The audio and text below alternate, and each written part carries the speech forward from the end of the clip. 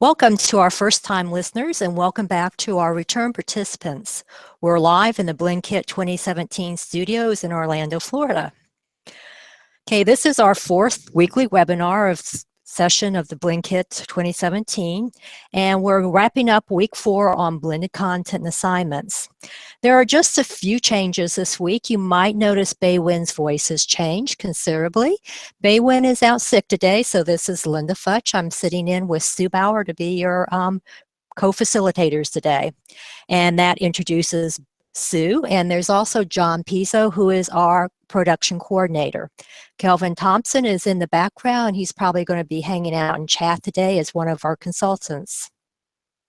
Also joining us today are two guest panelists, Dr. Debbie Hahs-Vaughn and Paige McDonald. I'll introduce both of them in a moment. Actually, Daniel Fosdick was supposed to be our guest speaker today. Instead, Paige is stepping in for him. You'll see Daniel here with his son, Hank. Hank decided to make an early arrival, so Dan is not available this week. We wish them lots of luck with their new son. Here are some tweets that have come in for the past week. I'll give you a couple minutes to read this. We have some interesting comments about trust and awareness, how blended courses can blend on to higher levels of engagement. Here's some tweets. I like this. It looks like the same person with different hair color, though. We have Aaron and Lori here. Okay, this is a comment about technology, how it can break down the walls of the classroom. And then here we're looking at building blocks of someone's perspective of blended learning. Okay, here's our poll for the week, so please look at it.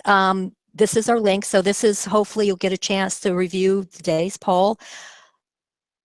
And it will turn our attention to what we're about this week's topics about designing content and assignments. In the past week, as in the past week, we're having 3 poll questions. If you're actually viewing this recording after this session, you're still considered a participant, so please access the polls and answer the questions, and we still collect your information here. Okay, so on to the first poll. Okay, poll question 1 is, which of the following types of content presentations are you planning for your blended course? And we see here the majority of people are anticipating having external links. About 76% of the producers or the instructors want to produce media. We have quite a bit of textbook reading, lectures, and publisher content. Question 2.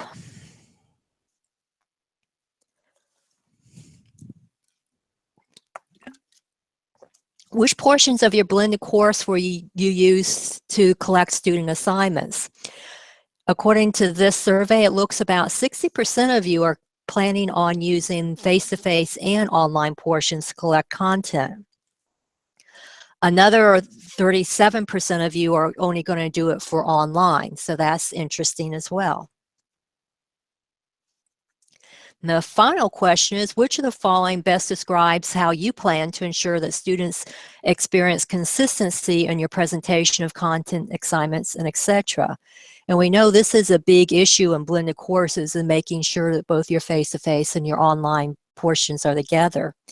It looks like about 50% of of our participants wish to use the online module to introduce the content and assignments for the week or the module.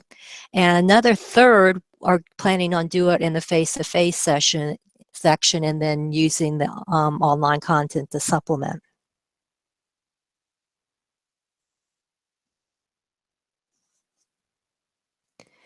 Okay, as we go along, there is an opportunity for you to, in your live chat, to add additional questions. We'll be here analysts to answer the 5 questions that were submitted. But if you have questions going along, please post them in the live chat and we'll record them. If we have time at the end of the session, we'll ask our panelists to answer the questions. If not, then we will post that information later in the course. For now, I'd like to introduce our two guest speakers. First, we have Debbie Hahs-Vaughn is a professor at the College of Education and Human Performance at the University of Central Florida. She teaches graduate level research methods and quantitative stats. Debbie is one of our most innovative professors. In 2016, she began teaching her graduate level foundational educational research course with our adaptive learning system. And she's quickly going to be becoming one of our star presenters in adaptive learning. Paige McDonald is an assistant professor of clinical research and leadership and is the director of health sciences core curriculum at George Washington University. Again, thank you for stepping in and filling in today as one of our guest speakers, Paige. We welcome both of you at this time and thank you for joining the session with us. We're going to start and take turns answering the questions. I'm going to start with Paige on the first question and ask Debbie to provide feedback.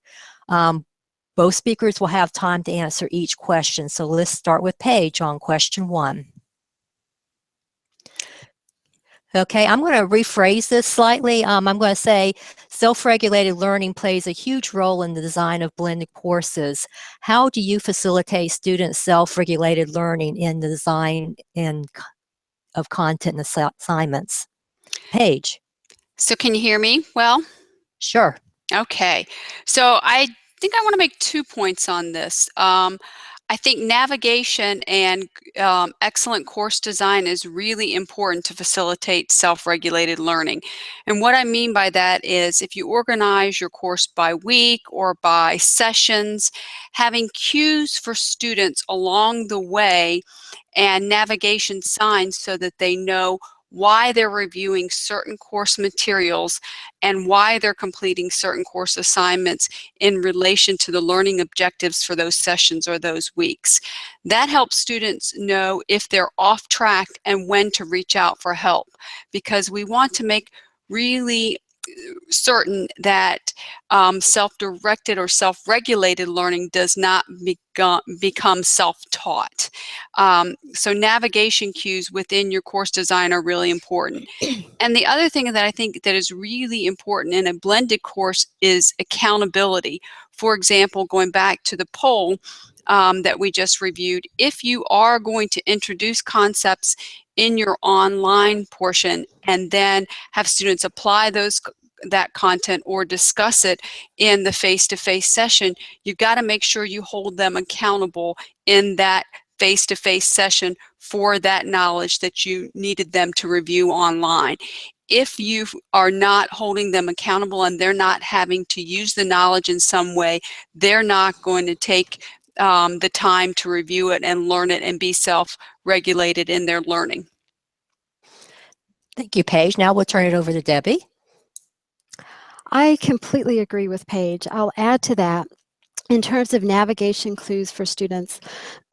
I also think about what can I do to not only build things into the class, but so that I'm consistently present even for the times that we're not meeting face-to-face and reminding students. So as an example, every week I send an email to students, just kind of a heads up, this is what we're going to be covering in class this week. This is kind of what to expect. And oh, by the way, just a reminder, this is where you should be at in terms of, for example, the research study that isn't due until the end of the semester, but they should be working on it consistently throughout the semester. So building in those kinds of communication in addition to what's actually available to them in the class has worked really well for me as well. Something else that I think is helpful is to make sure students know up front what the expectations are. The week, as an example, the week before classes start, I send an email to students and ask them, kind of give them a logistics of this is what you should do when you first log into the class. And one of the things is to read a README first file. And within that, it covers some logistics about the class, but it also it ends with kind of a pep talk on some concepts related to self-regulated learning that, if students don't have those internally, that to remind them that they need to put those into place, reminding students that they are the ownership, they own they're responsible for their own learning for the class. And what should you do? What are some strategies to make sure that you're going to be successful in the class? So providing some things up front for the students that may not already be self-regulated can be helpful as well. Thank you, Debbie, and both of you did great answers. Let's go on to question 2. Is there a publication or workshop on how to create engaging classroom exercises on assigned content? I guess I'm not very creative enough to see how to make exercises engaging. Okay. And we'll start with Debbie. Great question.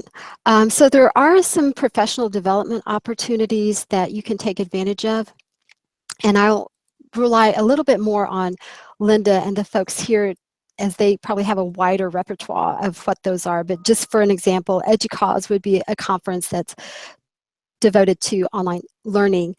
So those kinds of conferences that are very targeted, I think, are great resources. There's a lot of published literature on effectiveness of online learning and how to make online learning effective. And that literature base is growing, so that's another resource. Within different professional organizations, if there is a teaching component to your professional organization, those are also great resources, especially as more institutions turn to online learning. I think those kinds of traditional venues are going to have more to offer in terms of professional development on blended learning as well as online learning. UCF is very fortunate to have the Center for Distributed Learning, and I was able to go through a semester-long class on how to teach online. I know a lot of institutions don't have that kind of resource, but one of the things that through that was I learned a lot from my peers. And so I think looking at both traditional venues for professional development, but also learning from your peers is a great opportunity to learn. And in terms of some strategies for, back to the question of how to make assignments engaging, I think one thing to think about is how can I build in some variety? And it would be the same thing if you were teaching an online class. You try to incorporate a variety of assignments and exercises, and just thinking the same way with an online class. You might have very traditional assignments, which a lot of my assignments are traditional, and they may not necessarily be engaging, so to speak. But I go into it thinking, what are my objectives for this class? What do the students need to be able to do for this class? And does the activity add value to that? And then also beyond the class, what kind of assignments would translate to real life assignments? And then how can I supplement that and add value so that even if not all the assignments are engaging and fun, how can there be a variety so that there is some, some interspersing of that? So maybe traditional assignments as well as some things that you find online. For example, I teach statistics and research methods, so I found some simulations online that have been nice, some short video clips and movie clips on research topics. I've created some widget games through UCF's materia.com, so like flashcards and matching games and things like that. So thinking of a variety, learning from your peers, as well as more traditional professional development. Thank you, Debbie. Paige. Wow, I think Debbie covered a great wealth of knowledge, and I think what I would add to that is whenever you can, such as I know that they do in the Center for Distributed Learning at UCF, whenever you can, partner with an instructional designer to get new insight into some of what you've been doing that might need to be refreshed so it's a little bit more engaging. I think that's a fabulous idea. I've learned a great deal from my partnership with my instructional designers. I tend to prefer collaborative learning techniques. And one of my references for that is Elizabeth Barkley has a book on collaborative learning techniques. And this is especially good ideas for how do you take content content you've introduced into the online classroom, and then when you come to the face-to-face classroom, have teams or groups of students apply them collaboratively. Things like think, pair, share, or debates, or collaborative problem solving. This allows them to learn from their peers, as Debbie mentioned, but it also I think circulates the ideas and the knowledge in a way that students can then think about it in a different way and get different perspectives on knowledge. So that's been a valuable reference.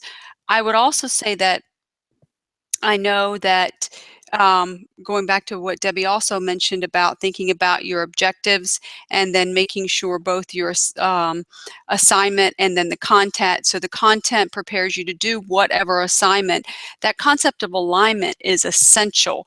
And for more on that, you can also look at Quality Matters, which is a course on how to make sure you have alignment in online blended courses. Great. Thank both of you very much. You had some great questions. Let's move on to question 3 so we can get through all 5 of them. Okay, there's a wealth of available information, course design, and activity tools. Where do I start? How can a novice become an expert here? And we'll start with Paige. So I think if you're if you have a learning management system, the first thing is to learn what's available in your learning management system, and then what works well with your learning management system, because you don't want to create frustration for yourself by selecting tools and technologies that aren't going to easily integrate into that system. I'm going to say that one of my favorite tools in online and blended courses is VoiceThread, because it's free and it's a tool that allows interaction in the online medium. I use it for online case presentations where students can comment on one another's cases.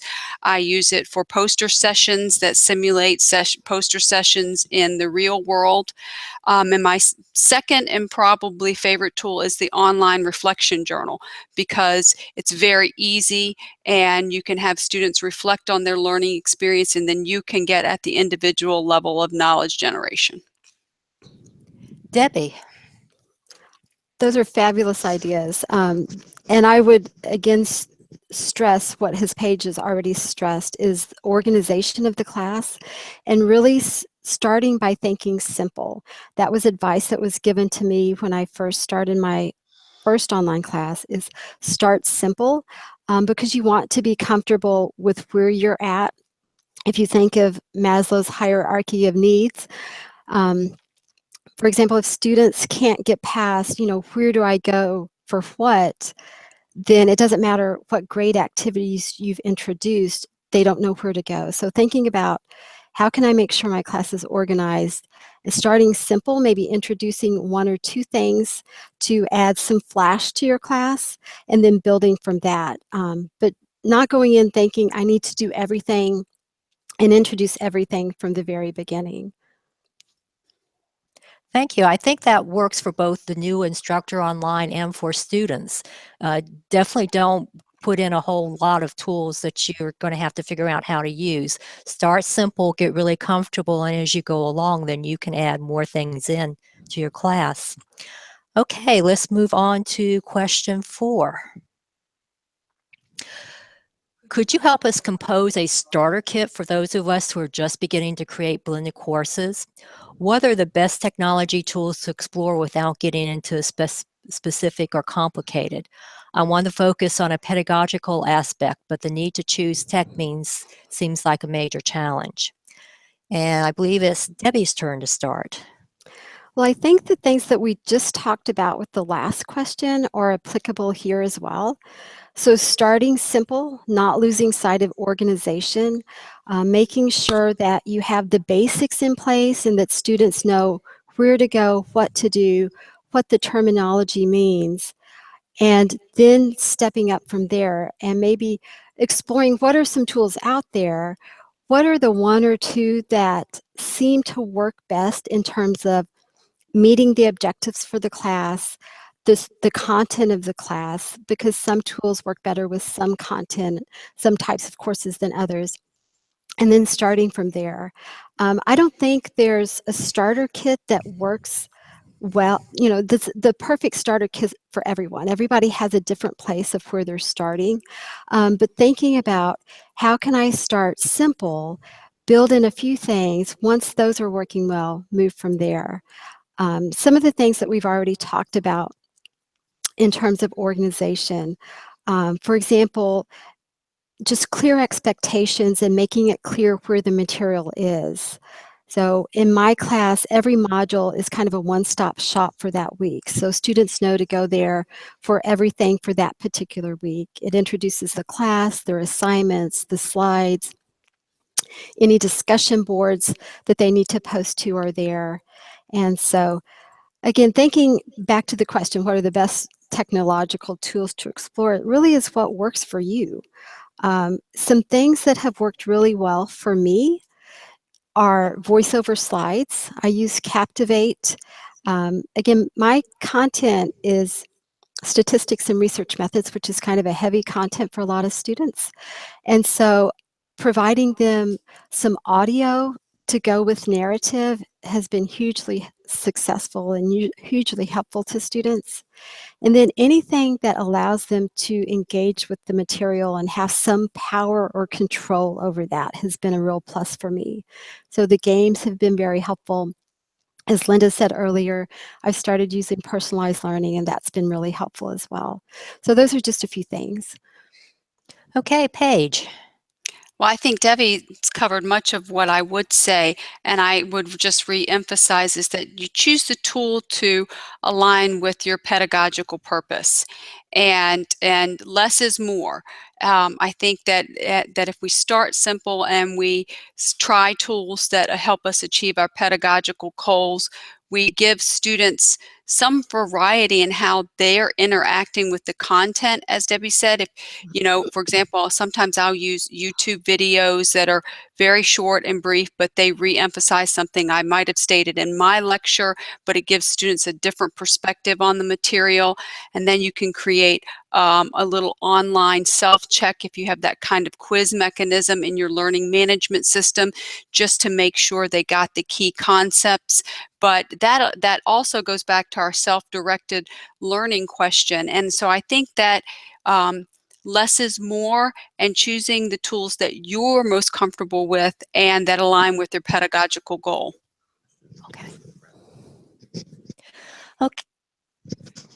Okay, it looks like we're running out of time, so we're going to skip the last question, and I'm going to turn this over to Sue for the wrap-up. Okay, great. Well, good afternoon or good day, everybody. I'm glad to be here with you. You're right, Linda. It just goes by so fast. We just have a few minutes left with our panelists. We did have one question posted, and so I wanted to address it, although Kelvin and I have been busy kind of giving resources as well. But from the live chat, Wendy posted, does CDL have examples for you to follow in creating that content, games, etc.? And this was addressed to Debbie, or if not, how did you get started?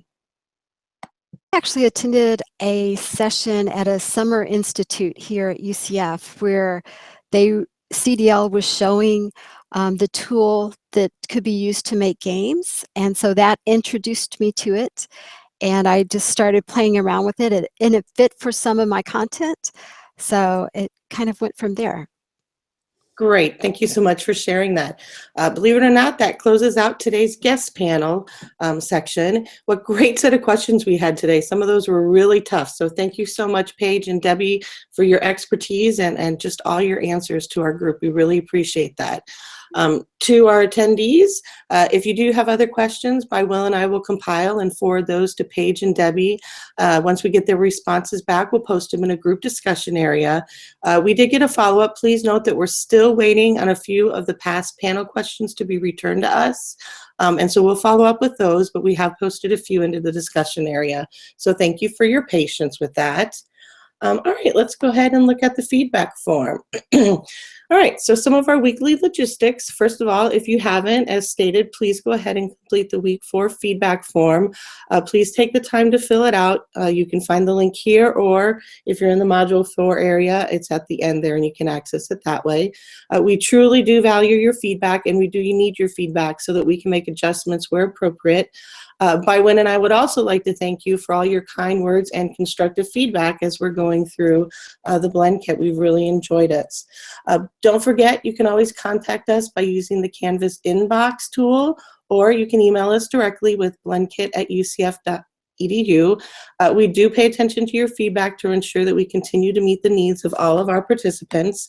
We've had a few of you that have some issues with posting the FYI Canvas assignments, and hopefully today we were able to get you in contact with Canvas support. Again, if those still persist, please don't hesitate to get back with us and let us know. All right, let's go ahead and look at some of the feedback that was already submitted. So for week 4, lots of engagement this week. A lot of you were involved with readings, working on and submitting your DIY tasks, past webinars, either watching it live or keeping up with some of the recordings. So great work with that. We had a couple concerns. Some of you are worried about the time to complete. Yes, it is the end of day or week 4 today and the start of week 5. Just remember their tentative due dates until April 10th. So plan to keep up with that due date if just the now due dates aren't working for you. We also had some questions about the DIY submissions. Some of the DIY submissions have specific files that you need to submit, and some of them are a little more open-ended to allow the participants to apply their course development and submit that for feedback. And just remember, please, if you have any questions, feel free to reach out and contact us so we can clear anything up for you. One of the highlights that was submitted this week was you're enjoying the time to focus on creating your content development. And I just wanted to take a moment and thank the person that posted the following feedback, the one that said, I like the BlendKit course. They really did a great job summarizing our intentions just well. You know, this course is your pace, your time, and your expectations, but we want to make sure that we're there as resources and able to give you feedback and to assist. So again, thank you so much for your feedback. Some of the general feedback, what do I need to complete? This is just a reminder that your participation is up to you, so you complete and submit what you wish. You need to set your own expectations. As far as readings, module for weeks 1 through 4 are available, and 5 is going to be opening shortly. As far as social networking, you can tell at the beginning of our webinars that we really have fun looking through the participation and looking at the images and the activities, so please continue to contribute. We really enjoy that. If you've submitted an assignment and you have not received a badge, please be patient. Bywin and I did fall a little bit behind in our grading this week, but we will be back on top getting those DIY projects graded and your badges out to you. If you are revising any of your DIY tasks, please make sure that you submit your revisions to the original DIY task. So for example, if you've worked on your schedule and syllabus and want us to look at it again, please go back to like the DIY for week 2 and submit it there, and then that way we can follow up with you. Okay, on to the EDUCAUSE credentials. Well, believe it or not, it's soon going to be time for you to decide your endpoint in BlendKit 2017. Please don't forget about the UCF EDUCAUSE certificate option. You know, if you've been submitting your DIY projects each week, you're a strong candidate to go for the certificate. The certificate requires 2 things. You do have to complete the BlendKit course and submissions of the DIYs, and you also have to submit a portfolio of your course. If you want specifics on the portfolio, if you go back inside our Canvas course, there's a section in the module areas that will cover the portfolio for you. Also, just a quick reminder that we now have the ability to offer you the CEU credits. You get 1 credit hour for completing the DIY submissions, and you have the option to get a 2nd credit hour if you want to go ahead and submit your portfolio. And just a reminder that the credit hours are $25 each, and the same as whether you go for 1 or both. And again, just remember, it's your decision. You decide how BlendKit materials are going to work for you, and you determine what your successful completion will be. All right, looking ahead, the week 5 content is now available. And remember our key phrase, access the weekly content using the modules. It really is just simply the best way to make sure that you're getting through all the weekly materials that we're offering. Please remember, again, at this stage, there is no lateness in relation to the assignments. In fact, we have submissions from DIY week 1 still coming in. So if you've got them and you've done them, please submit them and we will review them.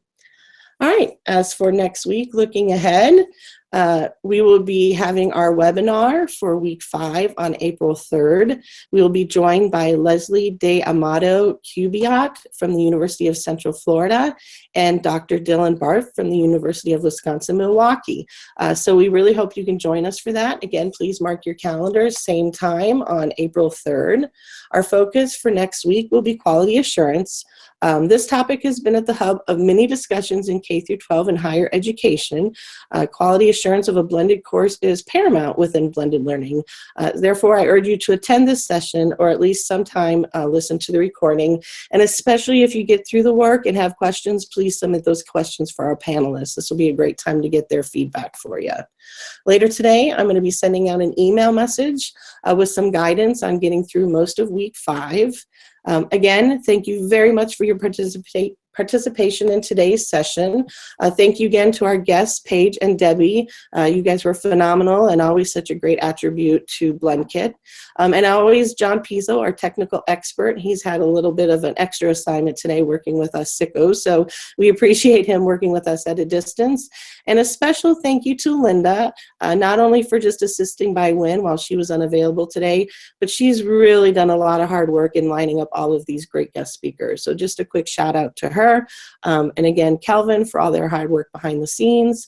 And that concludes the BlendKit today. If by winter I can help you in any way as you're going through the course, please remember to reach out to us. We'll be happy to assist. This is your course. Go out there, make it what you want. Have a great week. And from the BlendKit 27 studio here in Orlando, we say goodbye and see you online this week.